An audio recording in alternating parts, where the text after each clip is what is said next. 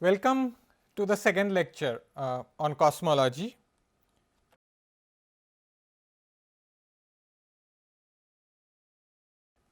If you remember where we stopped in the previous lecture, we introduced the FLRW metric, which can be written in two forms which are very useful for us. The first one is this: the metric is c square dt square minus square of the scale factor times the spatial part of the metric. In the spatial part, there appears a constant k, which represents the curvature of the three dimensional space. Instead of using the coordinate r, one can use the coordinate chi as well, and then the metric takes a form which is slightly different, and we have already introduced what this function is, this sk of chi. Remember that this metric describes the universe at very large scales, where it is assumed to be homogeneous and isotropic. We have also discussed that light from distant galaxies get redshifted because of the expansion of the universe, and this has immense significance for observational cosmology. Now, let us understand some of the properties of this FLRW metric, so that we understand how to describe the large scale properties of our universe. So, to do that, let us first talk about the distance to a galaxy. Let us say there is a galaxy at coordinate r or chi, whichever radial coordinate you are willing to use. Now, we can calculate the distance to that galaxy just by evaluating the metric, but by putting dt, d theta, d phi all three to be 0. Whatever is left is just the radial distance to the galaxy, and that distance, which we call as d proper, and you will see that that turns out to be the scale factor times the coordinate chi. If you want to write it in terms of r, it takes a slightly complicated form. It is the scale factor times this function sk inverse of r. If you have a galaxy whose coordinates are fixed, the r coordinate or the chi coordinate is fixed, then you can see that the proper distance to the galaxy simply increases as the scale factor increases. So, as the universe expands, the distance to the galaxy increases, and that is something what we expect from Hubble's observations or the Hubble-Lemaitre law.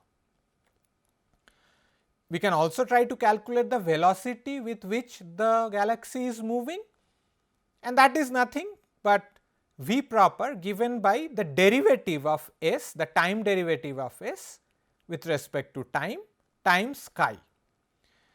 This can be written as a function h of t times d proper, where we have introduced a function which we call the Hubble function or the Hubble parameter, and that is just defined as the logarithmic time derivative of the scale factor, or s dot divided by s. You put it back here and you can see, you can recover what this term.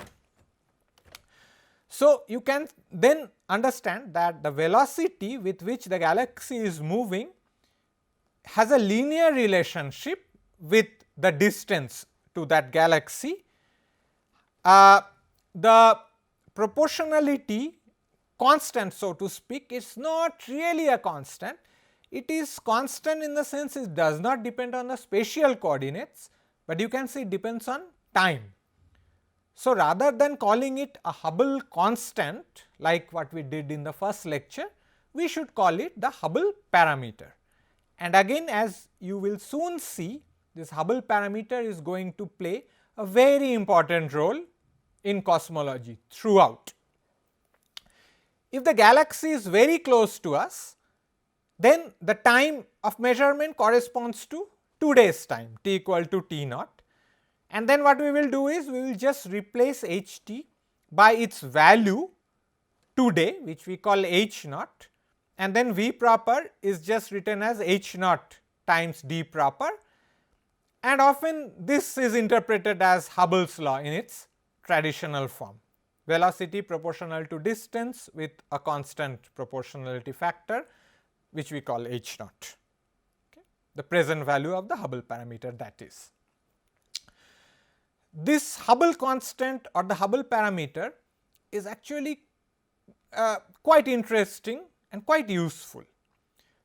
To understand that, let us see how it relates to the age of the universe at a given time. Suppose the universe expands as a power law. In other words, suppose S evolves as t to the alpha.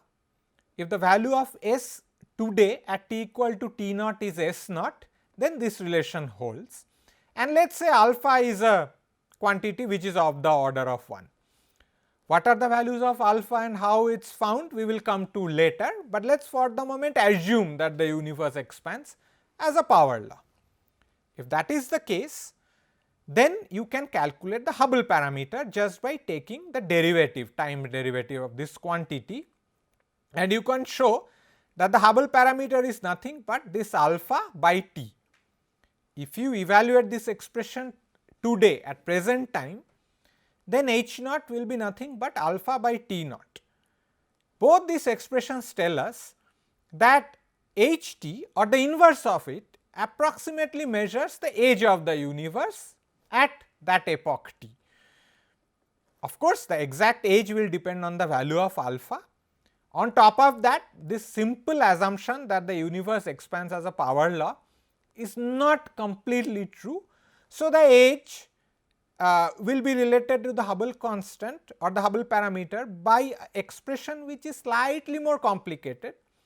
But suppose you want to quickly calculate the order of magnitude estimate of the age of the universe, what you should do is you should take the Hubble constant, take it inverse, and that will give you the approximate age of the universe, a good starting point. Okay.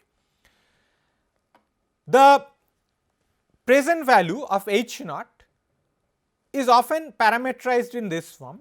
It is written as 100 kilometers per second per megaparsec, and then it is multiplied by the small h, and then observationally you try to obtain the value of this small h, and that will tell you what the value of h naught is. And again we have discussed in the first lecture that present observations seem to indicate that h naught is of the order of 70 kilometers per second per megaparsec. So, the small h should be somewhere around 0.7.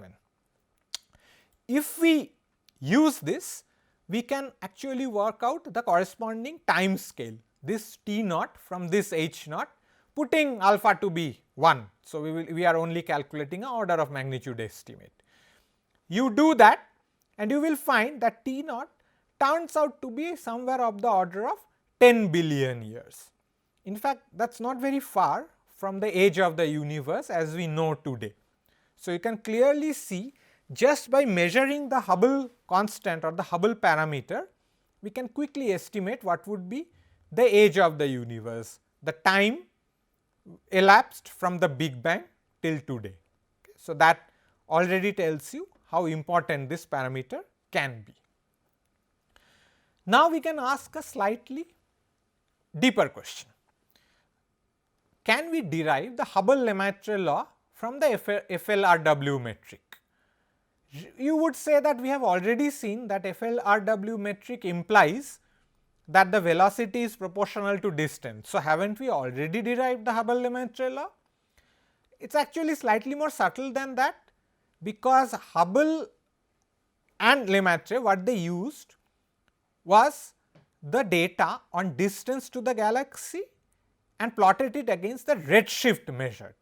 Okay. They interpreted the redshift as the velocity, but the observable was the redshift.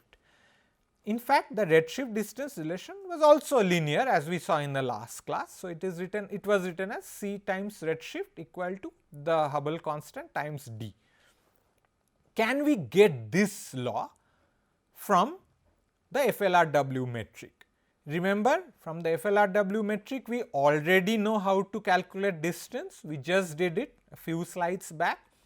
We also know how to interpret the redshift in terms of scale factors. That is something we did at the end of the previous lecture, the first lecture. So, let us use those. The distance, we wrote it as scale factors times the coordinate chi, and since when we observe the galaxy we were talking about incoming photons, we can relate this chi to the redshift by this set of relations. We write chi as an integral over d chi prime integrated from 0 to chi. Now, d chi prime can then be related to dt because we are talking about photons and we know that the trajectory of photons are obtained by simply putting ds equals to 0. So, that gives you an equation for d chi dt. I have done nothing but just replace d chi by the corresponding dt term. Now, we can also relate dt to z by a relation which is of this form. This is just related to the definition of the Hubble parameter. So, once you do that, you see you can obtain chi as a function of redshift using this relation. You go ahead and put this relation back into the definition of the distance. So, then the definition of distance actually takes a form which looks like this.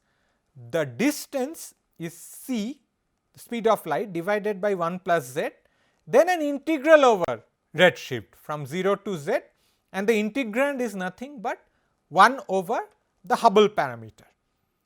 Now, if I look at this, this is clearly not the simple Hubble-Lemaitre law, because the Hubble-Lemaitre law which is written here tells us that d should be equal to something which is linear in redshift.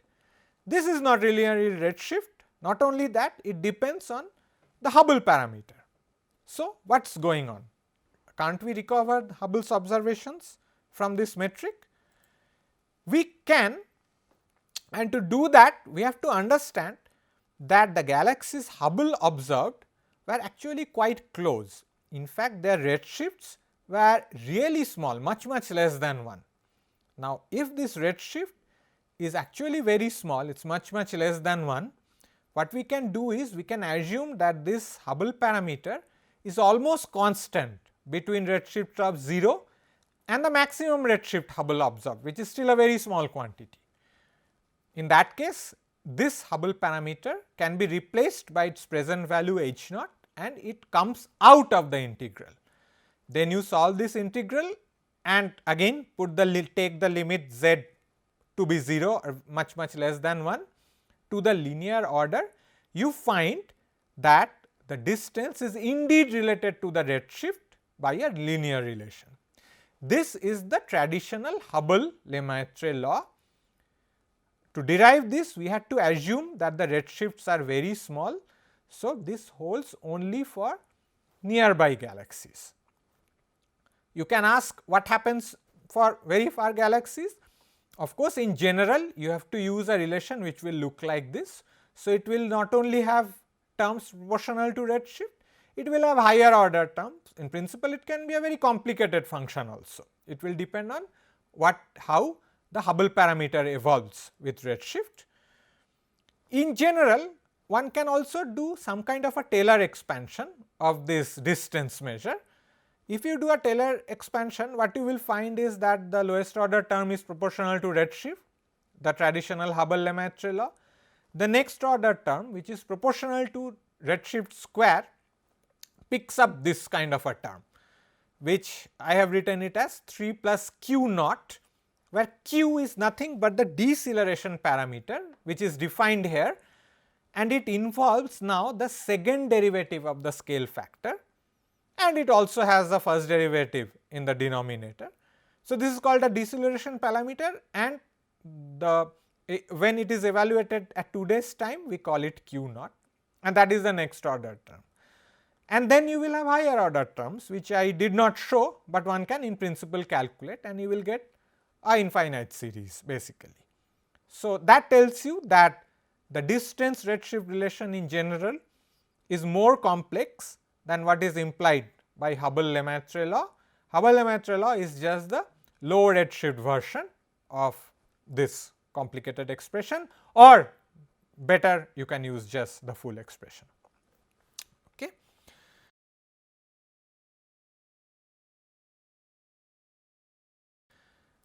Now, we already see that there is a relation between redshift and distance which we can obtain from the FLRW metric. Now, you can ask, can we obtain a relation between the redshift and the time or the age of the universe? In fact, that is also straightforward. You can use the definition of Hubble parameter to show that dz is related to dt by a relation like this. Then one has to just integrate, and the age of the universe corresponding to a redshift z is just this integral. Okay. The age of the universe is of course measuring the age from the beginning to that time. So, clearly the integration limits will be from infinity, which is the beginning of the universe, to z in terms of redshift, okay, and this is the integrand. So, thus measuring the redshift of a distant galaxy in principle will tell you about the age of the universe when the light was emitted from that galaxy, of course, provided you know how to estimate this Hubble parameter.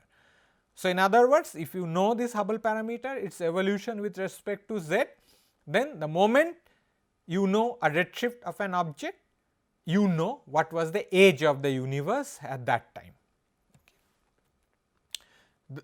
The present age is simply just replacing the limits of the integral, lower limit to 0. So, T naught is nothing but this integral 0 to infinity dz over 1 plus z times the Hubble parameter. Okay. There is another time which is useful, which is the look back time to an object at redshift z. That is nothing but the time taken for the light from that object to reach us, and that is just the difference between the age and the age today. So, it is t minus t naught, and that is nothing but it is 0 to that redshift, and the same integrand appears here. Okay. So, that will be what we call the look back time. To summarize, the moment you measure redshift, you can calculate the age of the universe at that time. You can calculate the look back time, and from the previous slide you can also calculate the distance. Okay. So, that is what we were talking about, that redshift is a very powerful quantity. The moment you measure it, you know a lot about the universe at the time when that light was emitted from that object which we were observing. Okay. Now, unfortunately, measuring distances in cosmology is non-trivial because there is no direct way of measuring the proper distance to an object.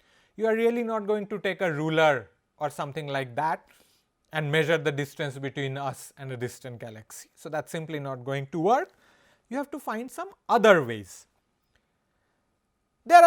Fortunately, there are many other ways of actually measuring the distance using observations, and there are, as I said, more than one ways.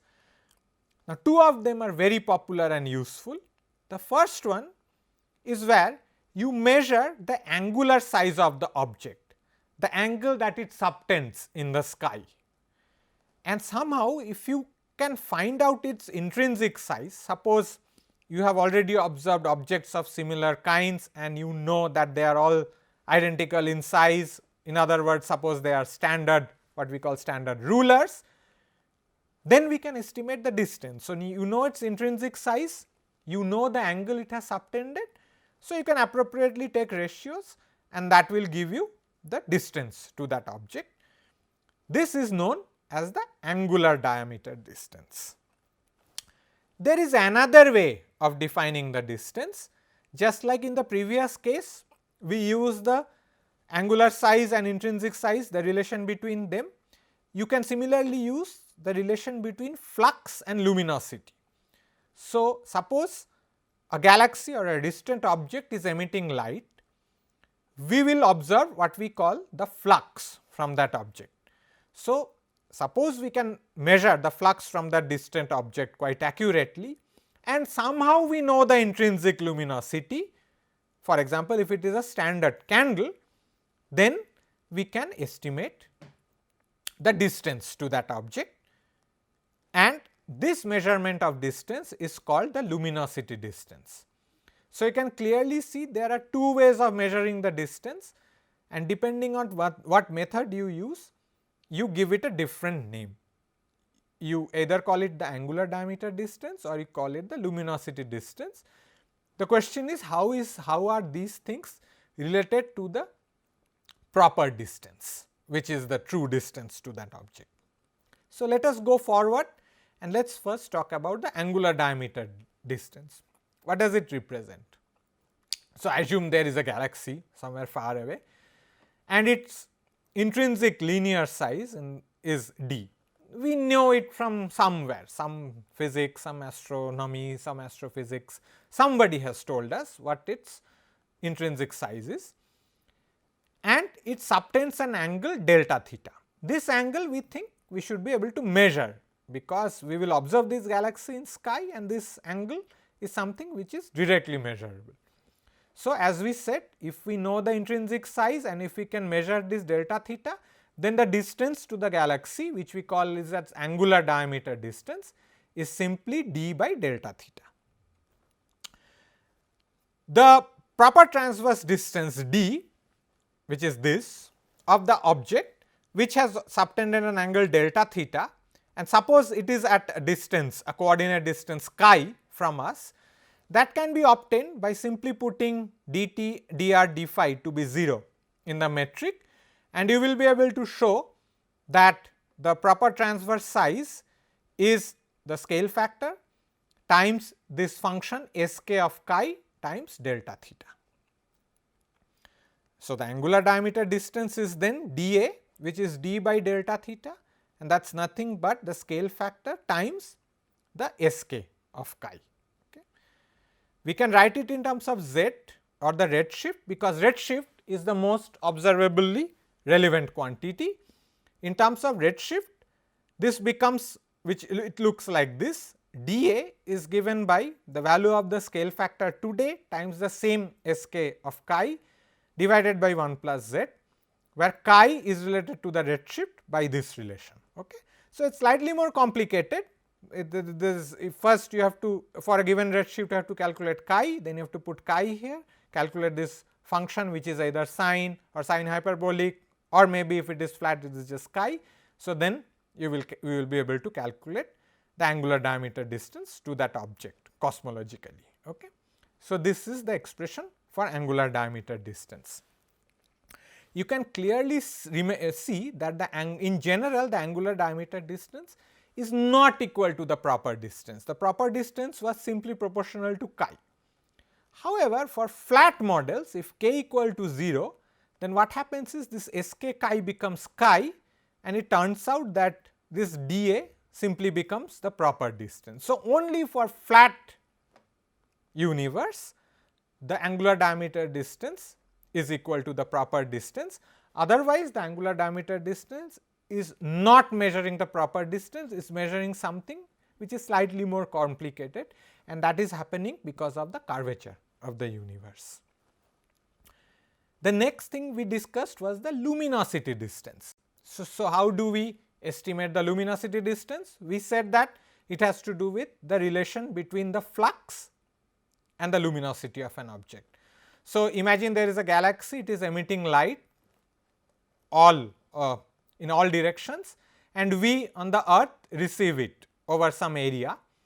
So, we will say that the flux is observed flux is related to the luminosity by this relation. Flux is L by 4 pi d L square, where this dl is the luminosity distance. The question is this luminosity distance same as the proper distance, or is it same as the angular diameter distance, or is it something completely different? So, let us see. So, to work this out, let us assume that the galaxy emits some n gamma photons, all of them have frequency nu. This is just a simplification, you do not have to assume that, but this makes the calculation really simple. So, all the photons have the same frequency nu, and n gamma number of photons are emitted in a time interval delta t. The luminosity of the object is then energy emitted divided by this time interval.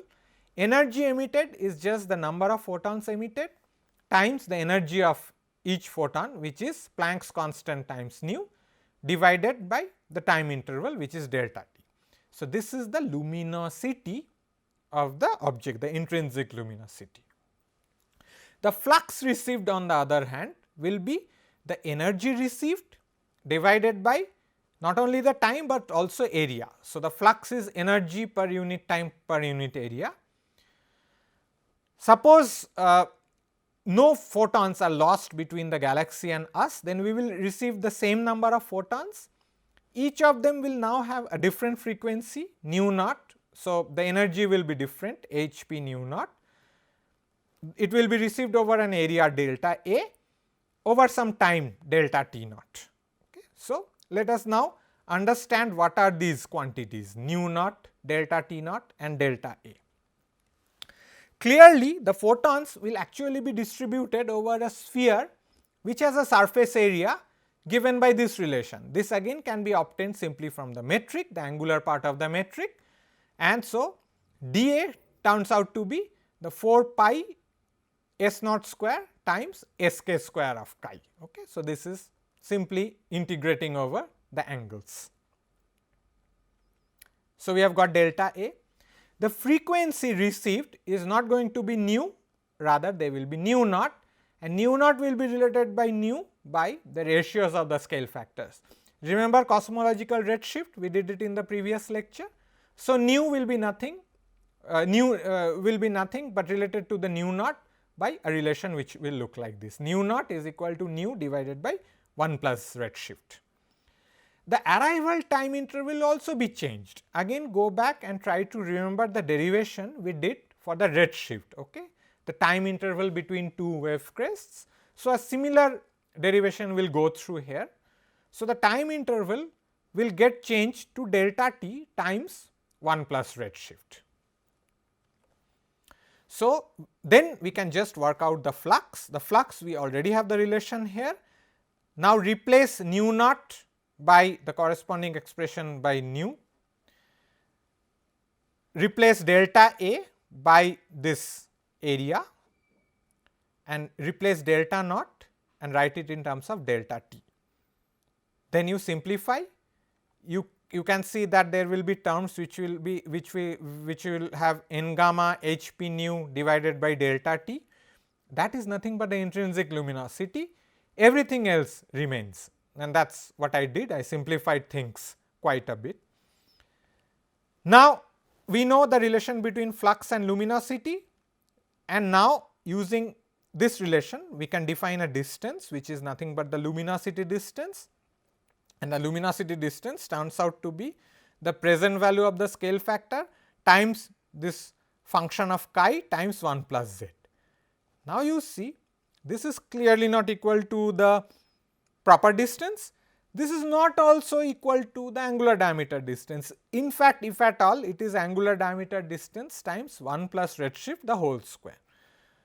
So, luminosity distance is something which can be measured by measuring the flux and knowing the intrinsic luminosity, but just understand that it is measuring a distance which is not the proper distance, but it is something which is slightly more complicated.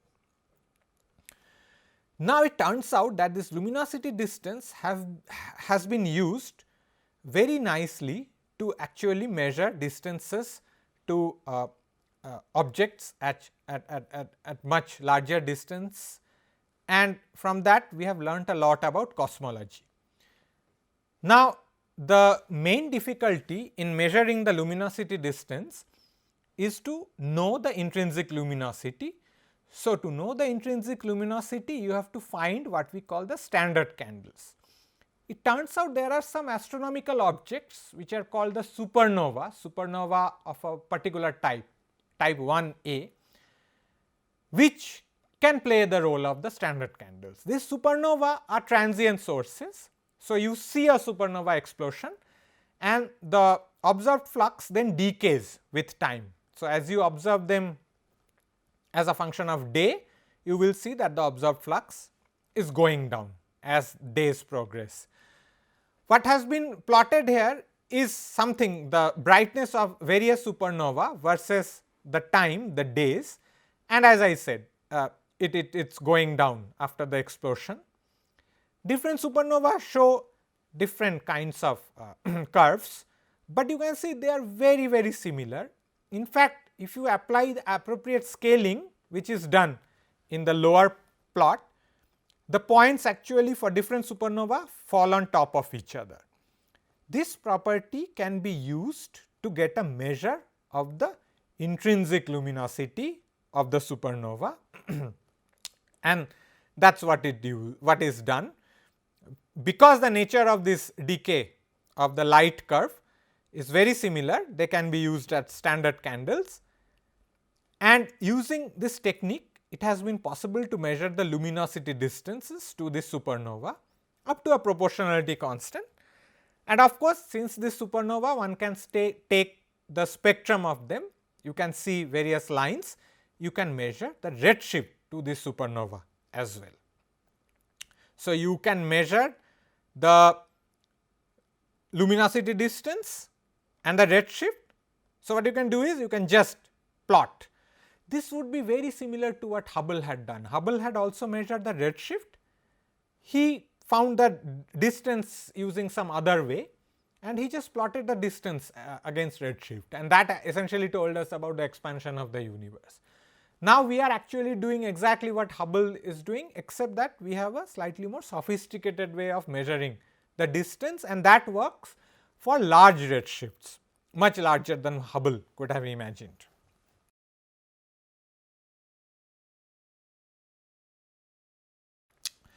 So, what one could do is, there are various experimental probes which measured the distance and the redshift to this supernova type 1a. So, you collect the data from various experimental probes. Then what you do is, for simplicity, assume k to be 0. Okay? This is not necessary, but just for the moment assume it. Then you know that dl, the luminosity distance, is just an integral over the inverse of the Hubble parameter. This is something we did few slides back. So, then you can write the Hubble parameter as a derivative of the luminosity distance with respect to z with appropriate factors of 1 plus z inside. So, in other words, if somebody gives you dl as a function of z, in principle you can work out this Hubble parameter, this function. Now, this function h is nothing but s dot by a. Here I have just written the s as a just to make things simple, just to use the convention which is used in the literature. So, what you can do is you can estimate this a dot from this Hubble parameter h. Now, what you do is you take this a dot, you plot it in the y axis, in the x axis you plot redshift, but redshift you can convert it to ratio of the scale factors. So, you plot it as a function of scale factor. So, this x axis is essentially measuring some kind of a time. Time is flowing this way, these are early times, this is today, late times. The points which are shown in green are data points, and these are essentially telling you the measurements of a dot from the supernova observations. Now, this clearly shows that a dot, particularly in this region, this a dot is increasing with time. A dot increasing with time means the velocity of expansion is increasing with time. That essentially means that the universe is accelerating. Okay. So, the data shows that the universe is accelerating. Now, the significance of this would become clearer maybe later in the lecture course. For the moment, let me just tell you that this requires something called dark energy, a mysterious energy to be present in the universe. I will explain this bit in slightly more detail later. But just measuring the luminosity distance from supernova told us something extremely significant about the universe, the fact that universe is accelerating. Of course, since this is significant, it calls for something special. The accelerating universe indeed won the Nobel in 2011, and that is what it shows. These three gentlemen, they were the ones who were instrumental in actually getting these observations done. So, this Nobel Prize was awarded to Perlmutter, Schmidt and Rees, and it says that it is for the discovery of the accelerating expansion of the universe through observations of distant supernovae, precisely what we just discussed in the last slide. So, you can already see that just using FLRW metric and some distance measures and some idea about what to observe and what not, you are actually getting to learn something very significant about our universe. Okay. Something more about our universe, you can ask how would the particles move in this space time. So, in absence of any other forces, a test particle will just follow geodesics in this space time, and in general relativity there is a very well established way of calculating these trajectories, these geodesics. I am not going to do these calculations, but it is straightforward to do, although somewhat lengthy.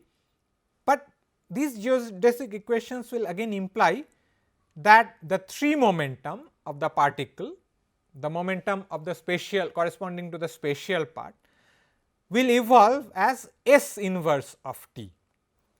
Remember, S is the scale factor which is increasing with time.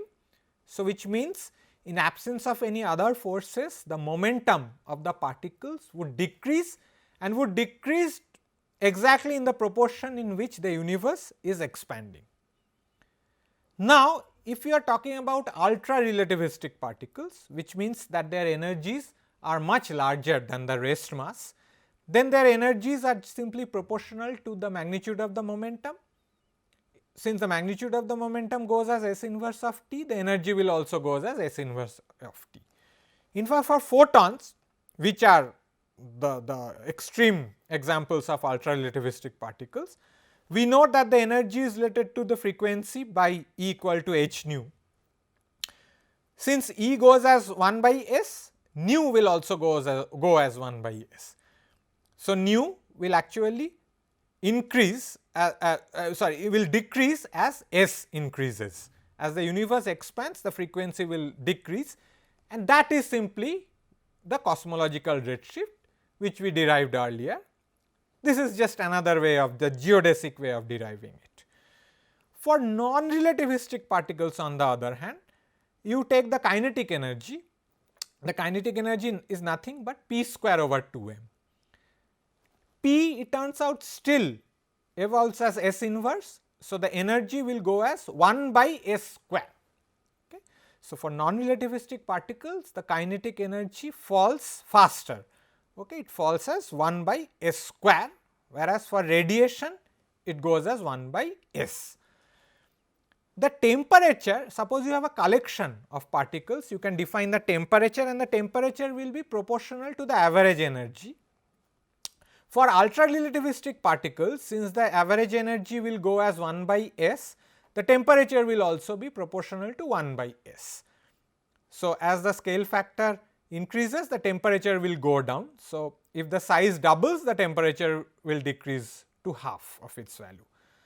For non-relativistic particles, however, again the temperature is proportional to the average energy, but in this case now the average energy decreases as S square. So, it is a different power. So, it turns out that the temperature for non-relativistic particles will decrease much faster than what you see for radiation or ultra relativistic particles. Of course, in general you see that the temperature is higher at early times when S is smaller. So, this is just being consistent with our hot Big Bang model.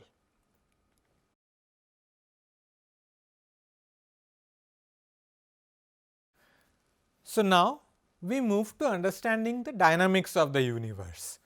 In other words, we want to know that all these things we discuss about the Hubble parameter, the scale factor and so on, how are they related to the constituents of the universe.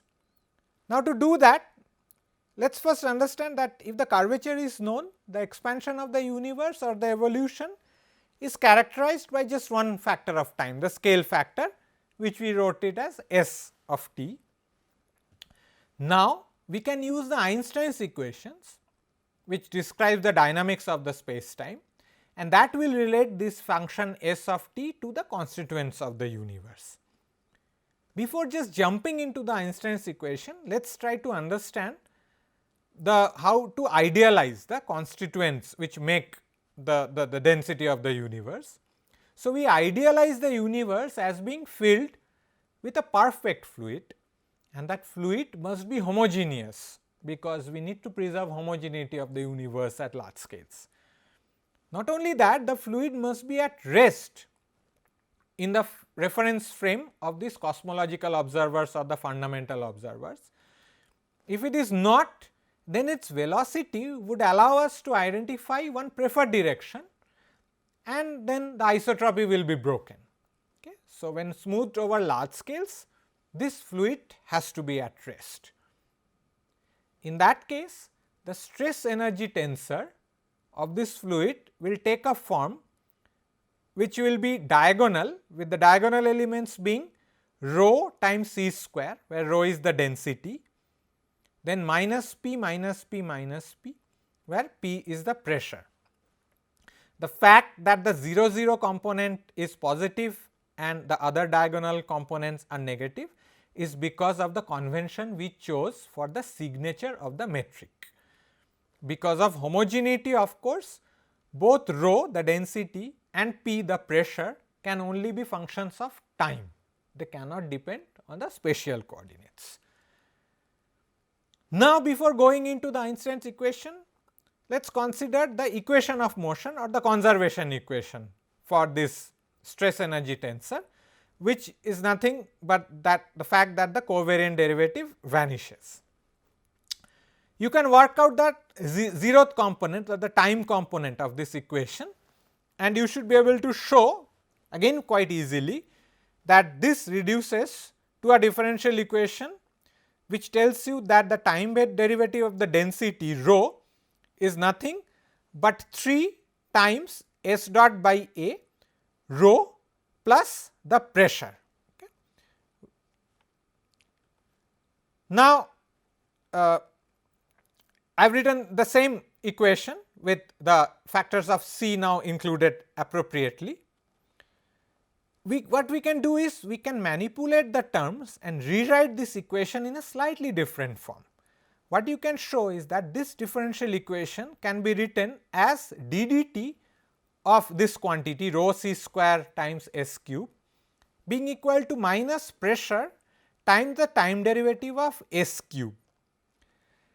This you can see has the form that d times energy plus p times volume equal to 0. Why?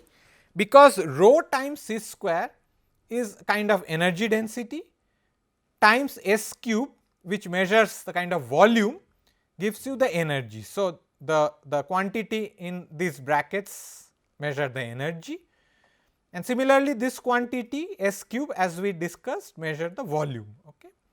So, clearly this has the form dE plus p dV equal to 0, which is nothing but the first law of thermodynamics, which is another way of saying that energy is conserved. Okay. Since we started with the conservation equation, it is not surprising that we recovered back the conservation of energy. Now, we go forward and ask what kind of pressure should we choose for different kind of matter.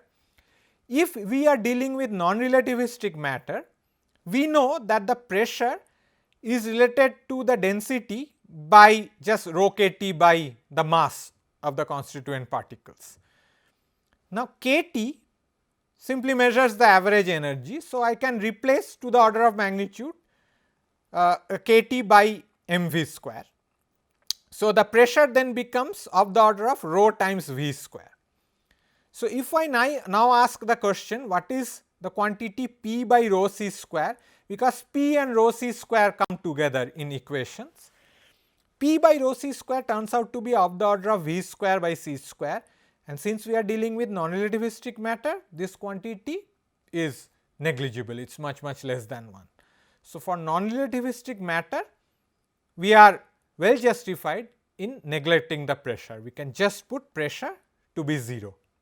For radiation or for ultra relativistic matter, pressure is actually related to the density by this relation, pressure is 1/3 times the energy density. This, for example, can be very easily shown for black body radiation, okay, for Planck spectrum.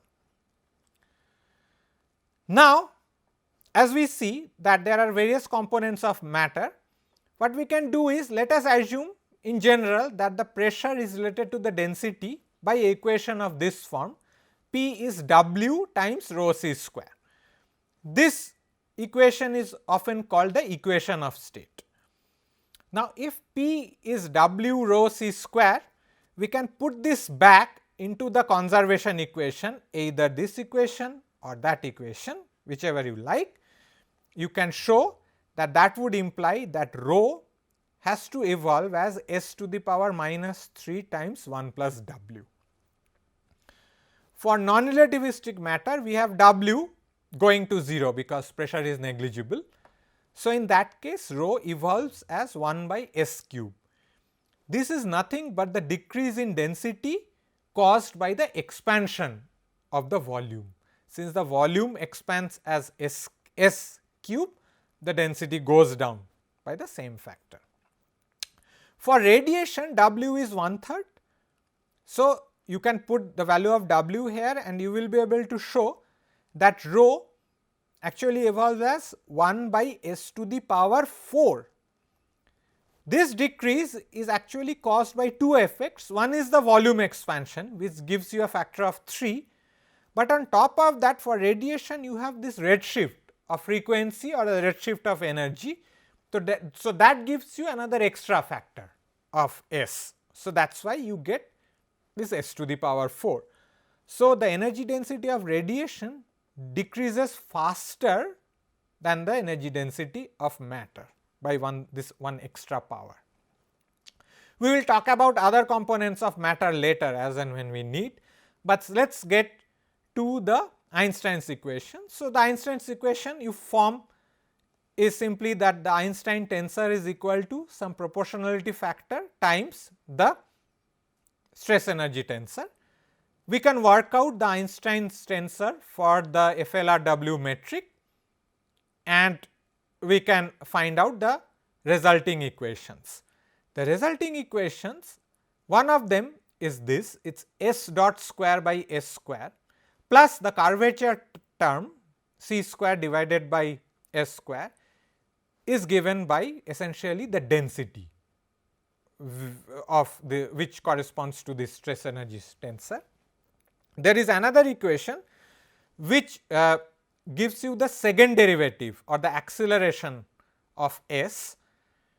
Now, that is contributed by a negative sign first of all, and then you have a rho and also you have a term which is proportional to p. Now, these equations, which are nothing but Einstein's equations, but Einstein's equation for the FLRW metric, these equations are known as Friedmann equations. These two Friedmann equations in fact can be combined to give the energy conservation equations which we talked about in the previous slide. This is not surprising because we know that the equations of motions are already contained in the Einstein's equations. There is something interesting. If you look at the second Friedmann equation, it says that if you want to understand the acceleration of the expansion of the universe, the acceleration is not only caused by the density of matter, but also the pressure. In fact, it is caused by this combination rho plus 3 times p, okay, and the appropriate factor of c put in of course. So, this factor is going to play an important role if we want to understand the acceleration or deceleration as the case might be for our universe. Okay. Just to summarize, we have these two Friedmann equations. Just remember S dot by S appears here, that is nothing but the Hubble parameter.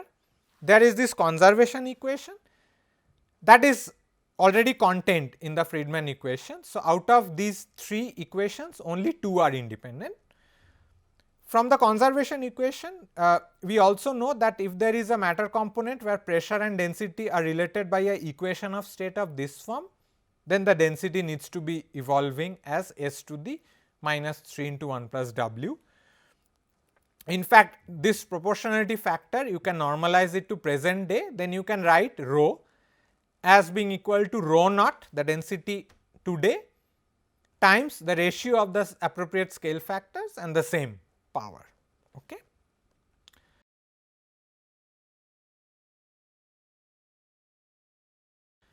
There is something which is quite crucial about the density of the universe.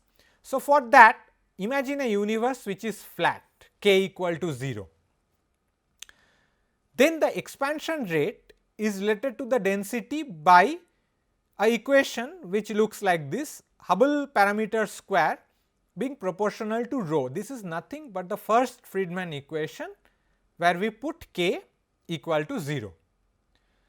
Now, for a flat universe, this tells me that the density and the Hubble parameter are related in a very definite way. In fact, the flat universe arises only for a particular density, and that density we call as critical density, and the critical density is given by just 3 h square by 8 pi g, just nothing but this equation. Okay. The universe is specially closed, k equals to plus 1, that will have the density to be larger than the critical density, and that is again very easy to see from the Friedman equation. The specially open universe, which is k equal to minus 1, will have density less than the critical density. So, this value of the density is really critical, it is 3 h square by 8 pi g. If the density is equal to this, then the universe will be flat. If it is less than this, then the universe will be open. If it is greater than this, then the universe will be closed, and so on. Okay. You can ask, what is the value of this critical density? The present value can be estimated because we know the present value of the Hubble parameter. So, we write the present value of the Hubble parameter as 100 times h small h times in units of kilometers per second per megaparsec. So, the present value of the critical density will turn out to be of the order of 10 to the minus 29 grams per cc. Often people want to use units which are more relevant for cosmology, and that tells you that the critical density is of the order of 10 to the 11 solar mass per megaparsec cube. If you want to get a feel about this density, then suppose if you assume that the universe is made up of hydrogen atoms, this density would correspond to something like 10 to the minus 5 hydrogen atoms in a centimeter cube volume. So, this is a very, very low density, it is almost like a empty space. Okay. Since we have this definition for the critical density, we can go ahead and define some useful quantities. For example, we can define a dimensionless way way of characterizing density, which we call omega, that is nothing but the ratio of the density to the critical density, and that is just rho by rho c. And since we know the expression for rho c, you will see that omega is nothing but 8 pi g times the density divided by 3 h s square. This can be evaluated at any cosmic time. The present value is essentially denoted by omega naught, a subscript naught. A closed universe corresponds to omega larger than 1, whereas a open universe corresponds to omega less than 1. Omega equals to 1 universe is specially flat. So, that is an advantage of working with the dimensionless density or the omegas. You can also use these equations to calculate the value of the scale factor today for a universe which is non-flat. For non-flat universe, what you have to do is you have to go back to the first Friedman equation and evaluate it at the present epoch t naught. So, there was a h, you replace it by h naught, there was a s, you replace it by s naught and so on. What you will find is the value of s naught will turn out to be 1 by h naught times the square root of omega naught minus 1 and its absolute value, because omega can be larger or less than 1. You can ask what is the value of S naught for a flat universe? It turns out that for flat universe S naught can be arbitrary. In fact, none of the physical quantities depend on S naught. So, its value is never important in cosmology. We never have to calculate the value of S naught for a flat universe. We can also define a normalized scale factor rather than working with the S, we work with something called A, which is nothing but S by S naught. So, the way it is normalized, the value of A is unity at present and the Hubble parameter is nothing but A dot by A. Earlier we wrote the Hubble parameter as S dot by A, it just becomes A dot by A because we have just normalized S. Now, how do we actually calculate physically relevant quantities for a universe which is filled up with various types of matter? Take the simplest case, but somewhat general. You consider a universe which has many components of matter, all of them non-interacting. So, there are many ones, I mean, and they have equation of state given by P equal to W times rho, and different components are denoted by alpha. Okay. So, you may have matter, you may have radiation, you may have something more exotic. So, all of them will correspond to different values of alpha. For each alpha you have a corresponding equation of state. The Friedman equation will then tell you that h s square, which is our s dot square by s square, is nothing but 8 pi g by 3 times the rho, but now rho I have to sum over all possible components, okay, all the alphas. Alpha goes from matter, radiation and any other thing you can think of, and there is of course a curvature term. Now, we said that instead of working with S, we will work with A. So, I write S as S naught times A, that is the definition of A. We can eliminate S naught. So, to do that we have to just evaluate this expression at the present epoch. So, what will happen is k by S naught square will turn out to be h naught square times some omega k naught, where omega k naught is the omega corresponding to the curvature. So, omega k naught is nothing but 1 minus sum over all the omega, sum over all the densities of matter. Okay. So, that is just 1 minus omega total. We already know that for a flat universe omega total should be 1, there is a typo here, this omega total should be 1, and so the curvature omega is 0. Okay. So, that is something which we have learnt already. So, now we go back and simplify the expression for the Hubble parameter and write it in terms of omega, and this is something you can work out very easily. The Hubble parameter square will turn out to be h naught square, then sum over all the components alpha, their omegas evaluated at present epoch. So, omega alpha at 0 today, then you multiply by the corresponding evolution with respect to the scale factor. Remember, each of the non-interacting components will evolve as a to the power minus 3 1 plus w, this is just that. So, h s square is h naught square sum over all the components with appropriate evolution, plus do not forget the curvature term. Okay. There is a curvature term which is evolves as 1 by a square. In principle, this equation can be solved to obtain a as a function of t. Why? Because the left hand side is nothing but a dot square by a square, right hand side is just function of a. So, that is just a differential equation of A with time as the independent variable. So, you should be able to solve for AT. Of course, for that you have to know all the matter components of the universe and how much they contribute, how much are the omegas. Just keep in mind that the curvature acts as some kind of a component of matter having a density omega k and a equation of state w k, which is equal to minus 1 by third, that will give you that 1 by a square evolution. So, that is just an easy way of remembering how to include the curvature term. Okay. So, that is a good place to stop. So, what we have done today is we have learnt about the FLRW metric, understood its properties. In particular, we have learnt how to calculate various types of distances, and then we have gone ahead and learnt how to write the Hubble parameter for a universe which is filled with various types of matter. We will use these equations in the next lecture to understand more about these properties of the FLRW metric and also to understand the properties of our own universe.